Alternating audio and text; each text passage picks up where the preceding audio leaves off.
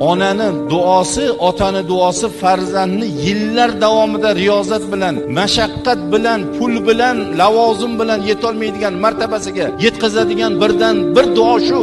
Umringdan baraka top bolam, men sendan roziman, Xudo rozi bo'lsin. Menga qilayotganlaring farzandlaringdan qaysin? Dunyo turguncha turgin iloho orqamda qolgin deb duo qiladi. Bu duoni olgan farzand to shu xizmatlarni farzandidan ko'rmaguncha dunyodan o'tmaydi.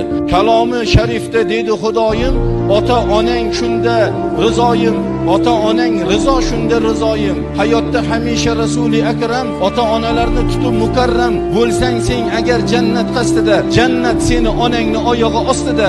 Oxir bu so'zni tagiga yetarsan, avvalo onangni rozi etarsan. Hech qachon o'xshamas ular do'stingga, hech qachon tiqishmas somon o'smingga deyapti. Lavozimda yurganimizda pullarimiz ko'p paytda qancha do'stlar bor edi. Qani endi u do'stlar? Haqiqiy do'st bu ota-ona.